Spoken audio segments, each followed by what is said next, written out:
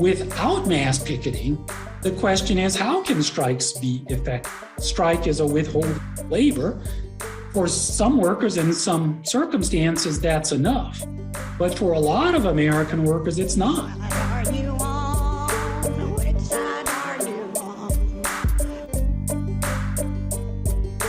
Last year was a big year for unions and their coverage, particularly around the strike. Even though in historical context, if you look over the last 100 years or so, 2021 wasn't particularly noteworthy, there was certainly a different feel and a different tone in the coverage as workers from coal miners to grad students and factory workers to cereal makers went on strike. A common theme that arose from these strikes was the widespread use of injunctions. If you listen to the show, you know intimately about the struggle that the coal miners in Brookwood have faced with these particularly repressive orders from the state, restricting them to 10 to 11 workers on the picket line at first, and then to 6, then banning the practice altogether. Now, the state has graciously allowed the coal miners in Bessemer, in Brookwood, to have 2 people on the picket line.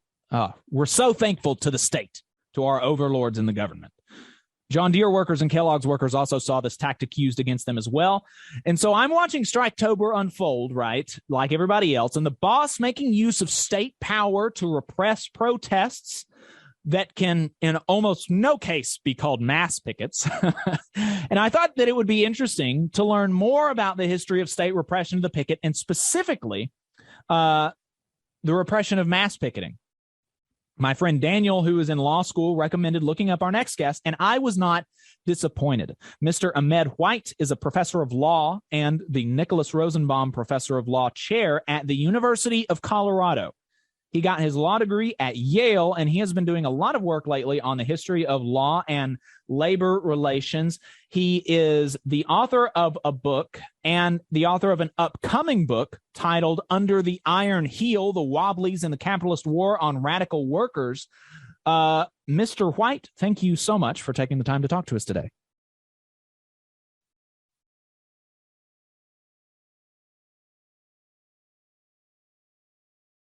Can you hear us?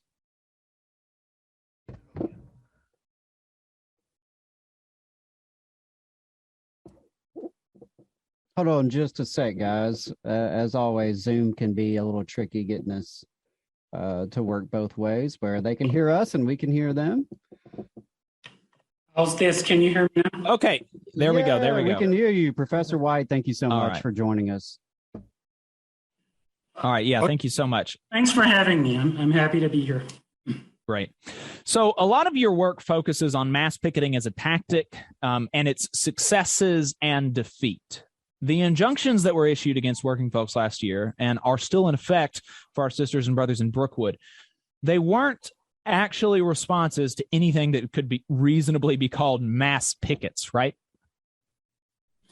That's right. I mean, mass pickets or mass picketing is an inherently ambiguous concept. No one has a definite notion of where mass picketing begins or ends, but the instances here were not particularly indicative of that, and that's typical when you get these injunctions. They're actually seldom premised on mass picketing, because mass picketing isn't engaged in very often by workers anymore. So what is a mass picket then? Well, again, it's never been perfectly clear what mass picketing is. There's a long history in this country of banning picketing. And until the 1930s, these bans on picketing, often by judges, in the form of injunctions, were seldom contested, were usually regarded as perfectly legitimate. In the 1930s, when there was a round of reformist legislation passed in Congress, picketing became, let's say, presumptively legal. When there was, by the 1940s, a kind of concerted backlash against that and against labor rights in general, one of the issues that the enemies of organized labor raised was the specter of mass picketing. And they, meaning people in Congress, including those who ultimately secured the enactment of the Taft-Hartley Act in 1947, never had a clear idea what mass picketing was or wasn't. They figured correctly that if they could ban it in some way or another, the risks of mass picketing and the cost inherent in that ambiguous definition would fall on workers. In other words, if there were doubts whether picketing was mass picketing or not, workers would bear the burdens of that. I see. So the mass picketing how would you define it then? Like in your research, when you're looking at mass picketing, what are the kind of things that you were looking at? Well, the one factor is just size, but again, that's not reducible to any particular number. It never really has. Under federal law, mass picketing is banned by Section 8B1 of the National Labor Relations Act. There's a kind of interesting story there because the ban there isn't an explicit one. It's implicit. It's a matter of the legislative history and intent, and the courts and the NLRB have taken that for granted. So if you read 8B1, it doesn't say anything about mass picketing. Instead, it talks about unions or their agents acting in a coercive way or interfering with or restraining other workers in their exercise of their right not to be involved in union activity. That's been interpreted as the Congress intended to bar mass picketing. But again, there's no particular number that defines what mass picketing is. Instead, the National Labor Relations Board and the courts enforcing that federal provision tend to look at how coercive or how restraining or how much the protest activity interferes with the right of other workers. It's a very vague and ambiguous concept. Mm-hmm. I think that's how it's intended, and that works to the benefit of employers and their allies. Right. And that's basically, the quote unquote rights of workers not to engage in union activity. This is more or less the right to cross a picket line that this section of the NLRA is supposed to be protecting. And so that is one way that maybe we can think about mass picketing as differentiated from normal picketing, is that it is more difficult for a worker to actually cross that picket line, like physically, because there's so many people there that you just can't cross it, right? That's right. Brass tacks, that's what it's about. And if you look at the early cases interpreting this provision, the federal provision, it didn't take much. I mean, the kind of slightest interference with even inconvenience with the right of a scab to cross the line was for some courts quite enough. And that was a big change in a short period of time in federal labor law. When the National Labor Relations Act, the Wagner Act, was first enacted in 1935 and first became effective in the late 1930s, it wasn't difficult to find courts who were, let's just say, far more realistic about this issue and about the realities of picketing and what it took for a picket line to be effective. And therefore, we're not so quick to say just because someone was somewhat inconvenienced, that therefore something terrible happened. Now, back then, the issue was whether an employer could fire a striker or a picketer because that person interfered with someone who was crossing the picket line. That's still an issue. But nowadays, after Taft-Hartley, there's also the question of whether the employer or the NLRB ultimately could find that an unfair labor practice had occurred and essentially itself enjoin the picketing. Mm-hmm. And so I think one of the things that even a lot of the public kind of just accepts is that people should have a right to cross a picket line. people should have, that's something that I think a lot of people and companies should have a right, quote unquote, to operate their business during a strike. How would workers who engaged in mass picketing, who did not allow strikebreakers, scabs, to cross the picket line because of their numbers primarily? I mean, it was not, people talk about union thugs, and that was not the primary means by which scabs were prevented from crossing the picket line. It was just that it was physically not possible to do that. And there were also sit-down strikes and things like this. How would workers who did that defend these actions? Well, you put your finger on something really interesting, and that is the kind of historical function of mass picketing in elevating the labor movement during this crucial period of growth in the 1930s, late 1930s and through the 1940s. Mass picketing was effective, as you mentioned, because of the mere numbers. And usually, heyday of mass picketing, we might call the period in the few years after the end of the Second World War, when there were a great number of strikes, the biggest strike wave in American history by far, with a great number of those strikes involving mass picketing. There was actually very little violence and very, almost no serious violence.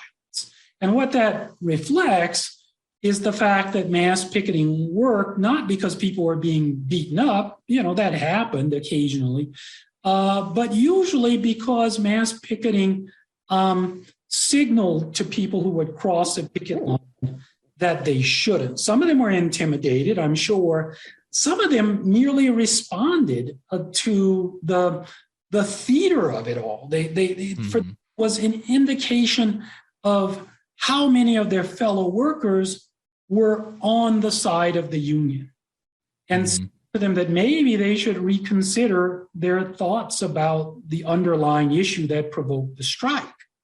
And that's why, when it comes down to it, mass picketing was banned at the federal level with Taft-Hartley. It was very effective at making the union movement a meaningful force in American politics and economics. Without mass picketing, the question is, how can strikes be effective? A strike is a withholding of labor. For some workers in some circumstances, that's enough. But for a lot of American workers, it's not, particularly where employers have a very broad right to bring in replacement workers, either temporary replacements or, if it's an economic strike, of course, permanent replacements. That raises a question: how can you win a strike if you're limited to 2 or 5 or 7 or whatever people on a picket line patrolling in a way that some court has prescribed, or even don't have an injunction? You're worried that if you bring too many people on the picket line, the employer's going to go and file an unfair labor practice charge against you, the National Labor Relations Board. Right. So we've got about 3 or 4 more minutes on the radio, and then we're going to continue. So, folks, if you're listening to us on the radio, you can find us online. We're on Facebook. We're on YouTube at the Valley Labor Report. You can continue to listen to this conversation that we're having with Professor Ahmed White from the University of Colorado about the history of mass picketing in the United States. And the last thing that I wanted to, and we'll wrap the interview here for the radio, is the injunctions that we saw in 2021. What is the basis for them? Because, like I said, these are not mass pickets. These are not pickets that are preventing people from crossing the picket line. And they still had the state come down and say, too much. What is the deal there? So that's very interesting, and I think quite important. So what I found in studying the use of injunctions in labor cases is a consistent theme.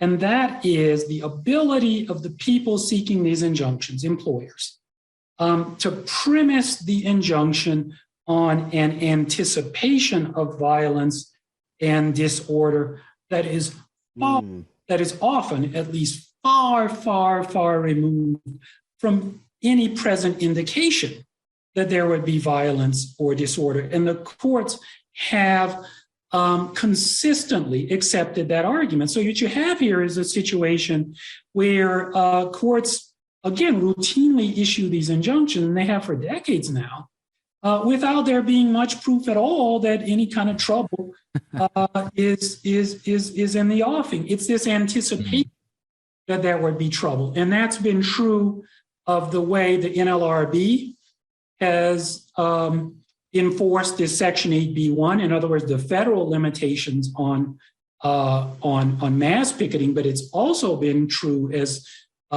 your question and your introduction to this segment indicates, in the great number of cases where state courts have done what state courts can do separate from the NLRB, and that is to issue their own injunctions. It's this anticipation of violence and disorder, even when it's not in the offing, even when it's a distant threat, if any threat at all. The one other thing I would say, if we have a moment to say this, is that this all happens in a context where employers or their allies very frequently provoke whatever kind of disorder there may be anyway. And when they do that, they provide themselves with a basis for the issuance of these injunctions and never pay much of a price for it. I got to say, I am very just excited to even learn about you, honestly. I was telling the rest of the crew here this morning, it's always great to find out new people who are and you're not new, you're just new to me, but experts in this. And, you know, I'm looking at your bio here at the University of Colorado, and it's like right up our alley. So it's going to be fun to dig into some of your research. And before you go, I definitely wanted you to have an opportunity to just share, give us sort of a high level summary of what has been the focus of your research as a professor of law focused on unions. What have you been looking at? And, you know, maybe what are some of the most, what are the things you've studied throughout the past that seem to resonate so much in 2022? Good question. So my work, I started out writing about criminal law, and I got kind of bored with that. I think that's kind of a dead end field to work on if you're a leftist. I mean, if your critique is just a liberal critique, there's always something to say, and I agree with a lot of what people say. But I gradually got more and more into labor stuff, and my focus has come to be labor repression, the different ways that labor is repressed. And what I've come to see is, or what I've come to understand is something I always knew was true. And that is the kind of inherent bias of the state and the legal system. So most of the work I've done kind of culminates in something like that, the sort of limits of the liberal system of labor rights and the way that contributes to a just kind of comprehensive system of repression, and one that, as you both know, it doesn't bar all kinds of labor protest all the time, but it certainly does bar the most effective kinds of protest all the time. And if I had to sum up everything I've done, that's what it comes down to. And, it's interesting because I'm just confirming what I knew to be true when I was 17. Right. Right. And that's sort of, to think about why Jacob even was looking for you and invited you on the show, because we were watching this happening in Brookwood, and, we know the facts on the ground there. And it's just nice to hear from somebody who has seen this and studied it for a long time and documented how this has been an ongoing pattern. And I think that's important, because sometimes people see the government as sort of this like neutral force that is pushed and pulled in different directions. But, in the case of the labor movement, especially, but I think in a lot of areas, it's very clearly not. I mean, it's very clear what side they're on, and it's not our side. And that's something that we have to deal with, in our organizing. We have to factor that in. And that's exactly right. I mean, one of the most exasperating things in dealing with you name it, other academics, especially in law, but other sort of mainstream media people or whoever, is this sense that when the state's against labor, I mean, nobody can deny, unless they're total reactionary, that the state's often on the side of employers. But what's exasperating is how often people want to believe that that's just an exceptional thing. That's an aberration. It's Maybe they had a good reason that time, right? Yeah, it's like, or maybe that's how it's supposed to be. Yeah, this isn't something to say on radio, but the best analogy might be to like an abusive partner. Like if the abuse is always there, then this person doesn't love you. You know where they stand.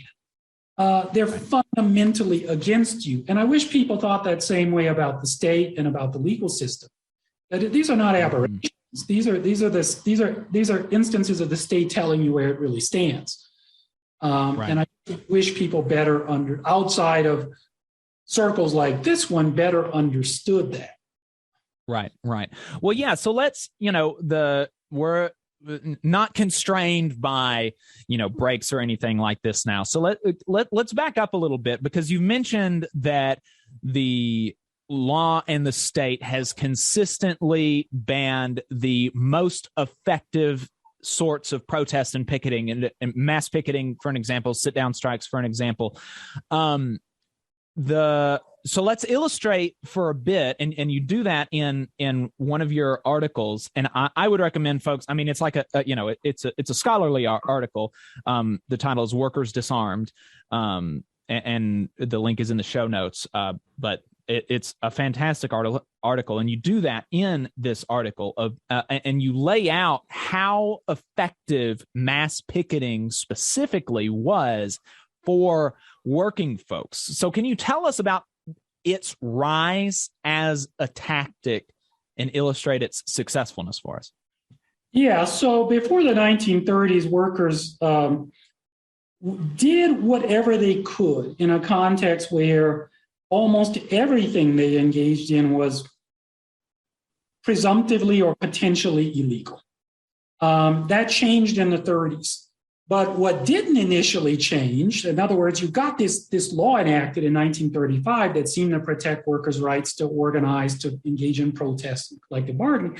For a couple of years, most big employers just ignored that while trying to get the Supreme Court to declare it unconstitutional. And there's a great story, an important story in American history about how workers responded to that by organizing, by saying, well, we're going to make the law effective. The law isn't giving us rights. We're going to assert those rights and make the law effective. And so that's the story. That's a story of mass picketing, but also of sit-down strikes. And so you had this massive wave of sit-down strikes beginning in late 1936 and through the first half of 1937. And some of my colleagues, Jim Pope and Drew Hansen, have argued persuasively, I think, that this was a major reason that the Wagner Act was found constitutional by the Supreme Court in April of 1937. Anyway, just to answer your question, no sooner that happened than the courts and the police started cracking down on sit-down strikes. And in 1939, the Supreme Court basically ruled sit-down strikes were illegal. They followed that up in 1942 with another case involving some workers striking on a ship that kind of put the nail in the coffin of sit-down strikes. Said sit-down strikes are basically almost categorically illegal.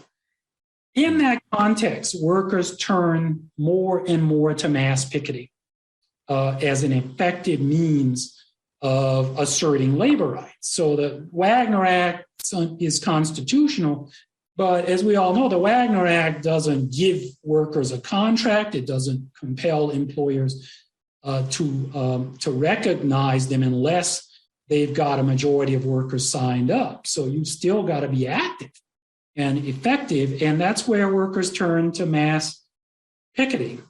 And it really blossomed in the early 1940s and into the mid 1940s and late 1940s as an effective tactic. And that's again why the Congress tried to declare it, not tried, did essentially declare it unconstitutional in 1947. And in the meantime, state courts were continuing to issue injunctions themselves, banning mass picketing or disruptive picketing or picketing they thought might become disruptive or whatever. And what they did, what they were able to do was gradually to get more and more license to do that in a context where initially there was some question whether state courts could still assert their jurisdiction in a world where now you've got a federal labor law that's governing labor relations. There was some question whether state courts' authority to issue injunctions would be preempted by this new federal law. In other words, barred because of the supremacy of the federal government. That was cleared up in the 1940s too, that state courts can issue these injunctions as long as they don't try to meddle with the particulars of the labor law. In other words, as long as they don't try to rewrite, as it were, the Wagner Act and its provisions. As long as their injunctions are focused on order and the threat of violence or interference with public access, as long as they're focused on that, they pretty much have carte blanche to issue injunctions. Right. Well, and as you mentioned, it can be based on just their imagining of anticipated threats or violence. It doesn't have to really be concretely tied to any real threats. They don't have to have evidence that, there's troublemakers preparing to make trouble. Just the fear. It seems to be enough to get the courts on their side. And, as you're talking, something that really resonates with me is that in the labor movement, we go back to the 30s, often as kind of the peak of our power and our size, the 30s and immediate, post-war period. And so many of those weapons that we had tactically have been outlawed, from the mass picket to our, sympathy strikes and solidarity strikes. That, I think, has boxed us in as a movement. And there's, I think, been a natural trend to just operate within those legal confines. That seems, it's kind of a natural thing. We institutionalize, we have official tax status, we have staffers with salaries, and so we got to follow the law. We can't be reckless.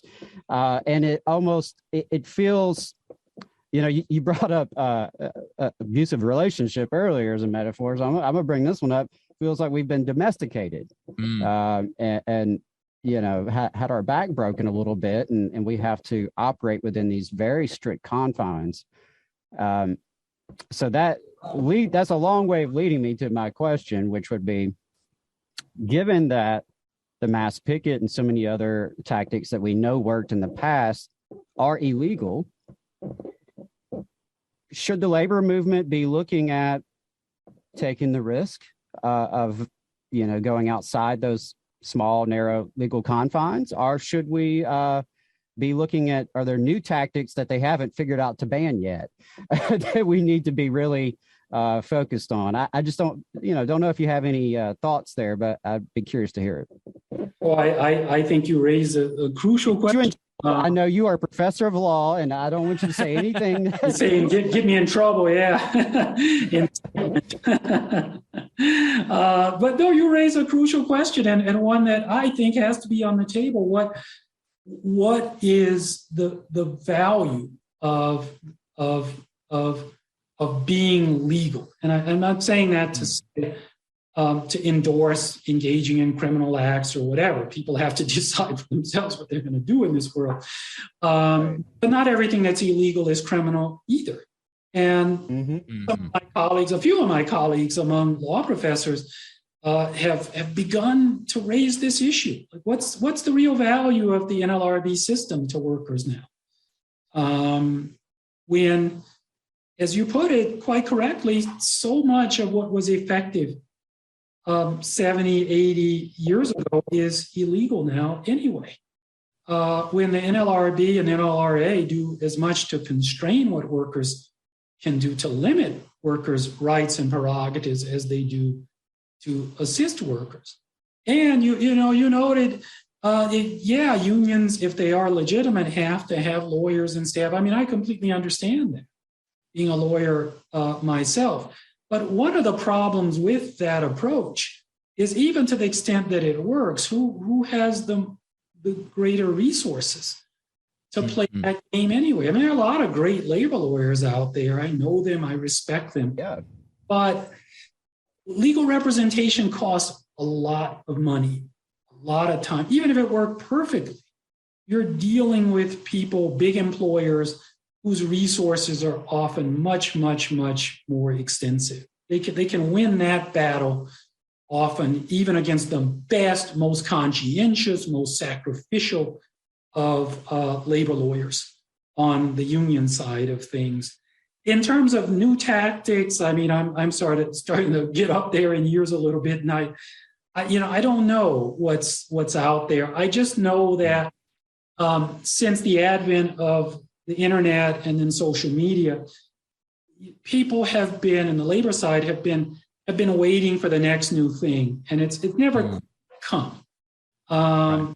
It's never quite come. It was going to be the internet, and then email, and then the various social media platforms were going to replace the old tactics that were no longer effective. And I'm not denigrating those efforts. I'm just saying nothing's been a kind of panacea or the magic bullet yet. And I know there are a lot of really smart and conscientious often young organizers out there, and more power to them. Maybe something will come around and help change things. Just hasn't happened yet. Right. Well, and the thing that has been the most effective, like you said, has been, withholding our labor and basically not allowing others to contribute their labor, where there are people that want to cross that picket line, and the rise of mass pickets is a tactic. You mentioned in your article that during a 1-year period that formed the core of, quote, American labor's greatest upsurge, there were 4,600 strikes, including some 5 million workers. 2021, Striketober, there were like 300 something strikes and some hundreds of thousands of workers, so, and we have multitudes more people in the country, several more workers, more than 100 million workers in this country. And so the difference there is huge. And when I asked you earlier, like, how did workers justify, because today this right, this property rights and right to go cross a picket line is kind of taken for granted. And I think that was contested back then when workers decided to take this action to say, no, like, we don't believe you have a right to cross our picket line. We don't believe that you have a right to work here while we are striking. Do you think that there was that they spent a whole lot of time philosophically and morally thinking through these things, and that there was a really sturdy justification in their minds, or that they just recognized that this was power, and it was more of a tactical calculation or a philosophical justification that they had in their minds? What do you think was going on when people did this? Oh, a little of both. I mean, depending on who was involved. I mean, I think for people on the left wing of the labor movement, there was an attempt to ground this in leftist politics and philosophy. Whether you're talking about sort of IWW syndicalist or even kind of Communist Party types in the 1930s and 1940s. I think for the mainstream of the labor movement, it was largely a practical thing, but not entirely. I mean, if you look at, and I say a little bit about this in the article you mentioned, if you look at the legislative history of the Taft-Hartley Act, when a number of these union people went and testified in Congress, some of them did make an effort to justify mass picketing, and it did seem at least somewhat earnest. You had Walter Reuther, who was, no radical, certainly not by 1947, basically reminding people in Congress that if you're going to talk about this issue in terms of violence and right and wrong in that sense, then he told them quite rightly they had the issue backwards. He said, let me remind you who, in so many words, he said, let me remind you who was doing the beating and the killing of people in this country. Not very long ago was, I think, the phrase he used, and quite rightly, in the 1930s, scores, probably a couple of hundred people altogether were killed in labor disputes, and the vast majority of them were on the union side. And the president of the Communications Workers Union, who was even further to the right, much more of a conventional trade unionist than Reuther, said something really interesting to Congress when they were debating mass picketing. He refused to condemn it. So these I think, Republican congressmen were trying to box him in and say, we want you to condemn mass picketing. And he kept refusing to do it. And finally, kind of exasperated, he said something like, he said, I'm not going to sympathize. In so many words, he said, I'm not going to sympathize with a guy who is trying to cross the picket line. That's what you're trying to get me to do. He said, that guy is like the guy who won't obey the traffic rules, who decides that the red light is for other people and not for him. And I thought that was really interesting because that put a finger on something fundamental. Labor and labor rights are about solidarity. They don't work without solidarity. And this idea that was consecrated with Taft-Hartley, the right of dissidents, essentially of scabs, placement workers, whoever, freeloaders, not to go along with the union, is entirely antithetical to the very thing that is at the core of a functional labor movement, this business of solidarity. And this guy, Bill Burney, who was the president of the Communications Workers Union, he understood that. And I think everyone on some level in the labor movement back then understood that. Well, and I think that there's a certain amount of maybe a belief that labor has a certain amount of democratic rights in the workplace, in the same way that, the traffic lights that he mentioned, there aren't traffic light trees that we have to obey by some natural law. They arise from ostensibly, ideally, democratic processes of electing governments and governments executing laws and city ordinances and things like this. And we have a democratic right to bind our neighbors to certain standards and to certain, and we have a right democratically to say that when this light is red, you can't go. And I think that workers have a democratic right to say that, when the light is red, you can't go. You can't. And the picket line is a red light. The picket line's a red light. And we are and when workers say democratically that there's a red light here, I think that is.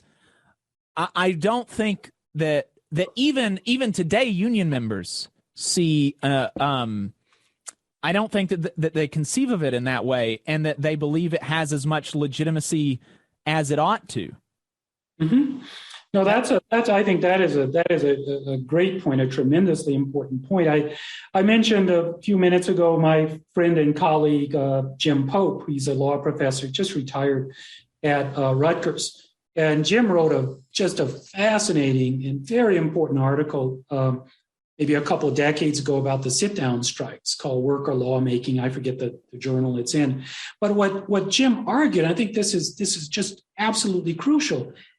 He looked at the history of these sit-down strikes, and he made, I think, the essential point that you have to look at what those workers were doing in those sit-down strikes as an exercise in lawmaking.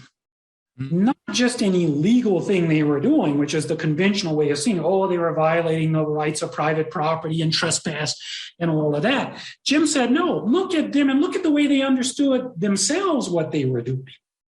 They were trying to assert a different understanding of what the law meant or should mean, and one that was not any the less legitimate than the kinds of notions of private property or trespass that were being used against it. And you could say the very same thing about something like mass picketing, that workers have a prerogative, and to some extent back in the day they did, try to assert their notion of what is legitimate, what is disorderly, what is coercive, what is interfering with a person's right to go to work. What does the right to work even really mean? And I think if workers could recapture that, I'm not saying that's easy or that I have some program, but I think if workers could recapture that kind of spirit, it would go a long way towards revitalizing the labor movement. Again, it's not easy because you can end up in jail doing this, or God forbid, seriously injured or killed on a picket line. That happened all the time 70, 80, 90 years ago. But if workers could recapture that spirit, it would go a long way towards rebuilding the labor movement. Wow, I think there's a lot that y'all just discussed there that to me speaks to the social contract in the way in which, to the extent that we even have a social contract anymore that anyone could pinpoint, it's certainly been, I think, individualized and much less of a collective nature than it was 70, 80 years ago in the time period we're talking about. And another thing that you mentioned that I think is a major, difference between now and then was that there was a left. There was such a thing as the left, and it was, such a monumental part of the labor movement. And, as mass pickets and other tactics were outlawed, the left itself was purged from the labor movement. And, we've yet to recover from that. So I think those are some of the things that, if you look at these trends historically over the past 7-8 decades, we had our major weapons taken away. We had some of the, the most, let's see, energetic, perhaps, factions of the movement taken away by the purging of the left. And I think all those things have, again, go back to like the domestication piece of how the movement has changed from a militant and radical social movement that was, as you described and your colleague described, making its own law, essentially, to now much more institutionalized, much more dependent on, playing within the rules that are certainly not written for us or by us, but are for us to abide or else. Those we could probably talk about this all day, but it just those were some things that stuck out to me, and definitely we'll be looking up Jim Pope from Rutgers as well. Yeah. So, Professor, you're teaching us. I don't know how your week went, but at least on today, Saturday, you can be assured you taught some folks today. Yeah, I was telling when Daniel suggested you, and I found you. It's like you couldn't have created somebody who's doing work more precisely about what I wanted to talk about. And so these tactics effectiveness, there was a really strong, we've hit on some of the backlash to that, but there was a really strong incentive to undercut and delegitimize and push back against these tactics, either by hook or by crook, right? Yes, most definitely. I mean, this was quite well organized. I think if I get your question right, if you look at the opposition to not just labor rights in general, but effective forms of labor protest, it was not only organized, it was it was well organized. And you could see that in the way it changed in reaction to different circumstances.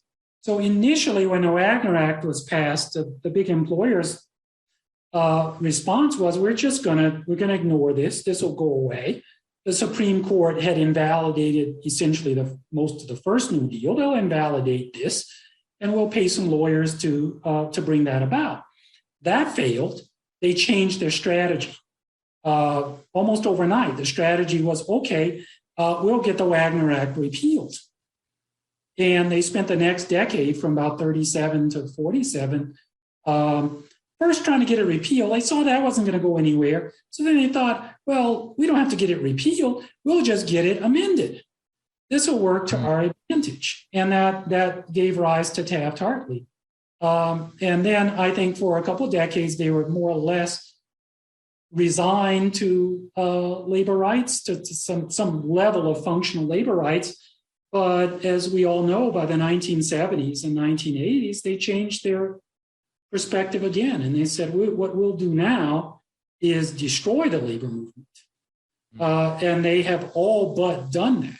If you look at union representation, it was organized at every level around the big employer associations, the Chamber of Commerce, the National Association of Manufacturers, the Business Roundtable, the big industry groups, the Iron and Steel Institute. It's amazing how well organized this always was. In the state legislatures in DC and like I said, by hook or by crook, one of the things that you mentioned in the article, and I'll quote a bit here, besides giving rise to the Memorial Day massacre mentioned at the outset of this article, clashes between SWOC picketers and police, company agents, and National Guardsmen left at least 6 and possibly 8 unionists dead and well over 300 people injured in Michigan, Ohio, and Pennsylvania. And there's not a single instance of quote-unquote union violence that looks like that. That's just not something that happens on the other side. And so you've got this assault on working people's rights to picket and to even exist as a union, as an organization all across the country.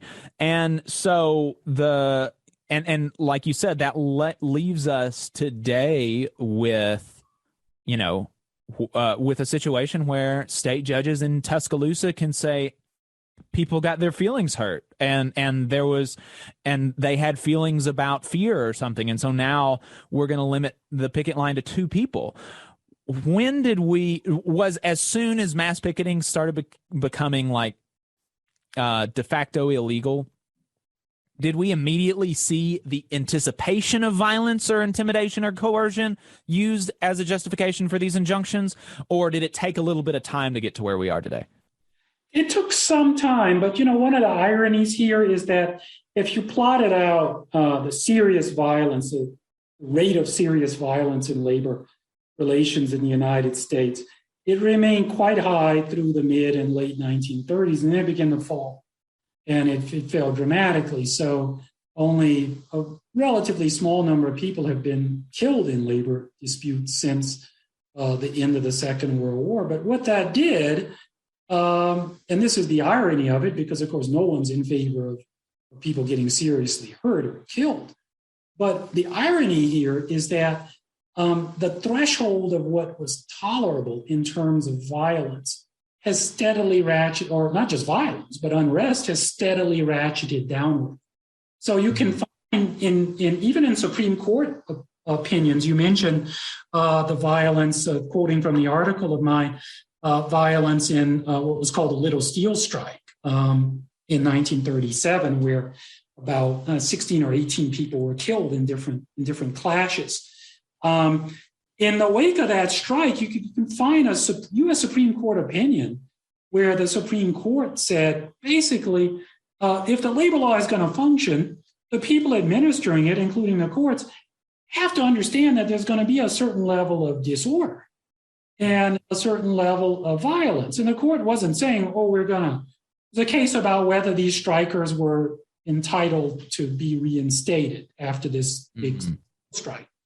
And the court validated the NLRB's ruling that most all of them had a right to be reinstated, even though the employers were saying they were the authors of violence. As you point out, the workers in the strike hadn't killed anybody. It was the employers and their agents and police who had killed 16, 18 people. Anyway, the Supreme Court said, look, you can't just say that workers involved in a strike that's violent are not entitled to be reinstated. Yeah, if someone tried to kill another person, that person is disentitled to reinstatement. But just because they were involved in a picket line fracas doesn't mean that the employer can deny them employment. That was in 1940 when the Supreme Court decided this case. As time has passed here, the threshold for the courts of what is intolerable disorder, what is sufficiently threatening of violence has diminished further and further and further and further until you get kind of absurd things. Like you and I, Jacob, were talking about this earlier. The injunction issued here in Colorado against the King Soopers, the Kroger's picketers. You know, I read the injunction and the claims that it was premised on, and they were absurd. Someone playing loud music in the store. Some people were, an epithet was supposedly, 8,000 people out on strike, and an epithet was supposedly, we don't know if that even happened. We don't know what the epithet was. The threshold of what is intolerable has worked its way so far downward now. As you've noted several times, quite rightly, that is the underpinning of so many of these devastating restrictions on picketing. Right. It's interesting to hear you describe that in terms of the Colorado pickets, because, I'm thinking back to my time as a high school teacher. And, if maybe managers at Kroger or the courts had ever just visited a high school hallway, they're going to hear more than one. They may hear some bad language and some yelling and some loud music and, folks being a little bit rowdy. Yeah, I mean, good grief. So maybe I'm biased. I am biased, but my guess is that picket line was no rowdier than most anywhere in our state on a Saturday in the fall during college football season. So it is absurd. But something that you mentioned about that Supreme Court ruling back in 1940 is that it seems to me that even justices of the Supreme Court, clearly, the elite of the elite had some recognition that there was conflict between employer and employee. I'm not saying that they were admitting that Marx was right. We have a bourgeoisie versus proletariat driving history. But, it seems like there was, among all sides, more of a understanding that there was contradiction there and there was conflict there. And in the 80 years since, it seems like we have done everything we can as a society and through media and culture to sort of mystify that contradiction and conflict and erase it from consciousness. Oh, absolutely. If you look, there's an interesting kind of backstory here. The Supreme Court wasn't, in the late 30s and early 40s uniformly on labor side, as we know, but it was occasionally. And at the forefront of that, in the lead on the court, were some interesting figures. One of them was Alabama's own Hugo Black. You also had William O. Douglas, and then maybe the most fascinating of those people was a guy named Frank Murphy, who was the governor of Michigan during the big sit-down strikes, including the big GM sit-down strike in Flint in the winter of 36, 37. And he distinguished himself by he called out the National Guard, but he refused to unleash them on the sit-down strikers, and that abetted the UAW strikers and winning that strike. And then a few years later, he ends up on the Supreme Court, partly because his actions during that strike cost him the governorship in Michigan. And so Roosevelt put him on the Supreme Court. But these things are sort of interconnected in interesting ways. He was then the author of a case called Thornhill versus Alabama in 1940, which was the high water mark in the Supreme Court ruling that picketing was protected under the First Amendment of the U.S. Constitution. Until that decision, it was not clear that people had a constitutional right to picket. And then this guy, Frank Murphy, authored the Supreme Court decision that said, yes, you absolutely do have a First Amendment right to engage in picketing. It was a labor case out of Tuscaloosa. And then every case after that the Supreme Court, just about every case after Thornhill that the Supreme Court decided on picketing, eroded that right, limited that right further.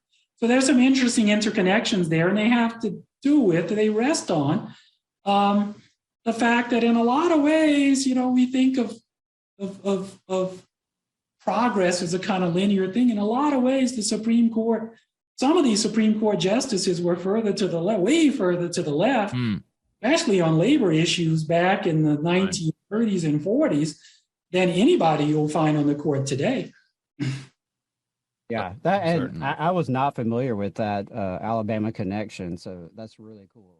Appreciate you sharing that.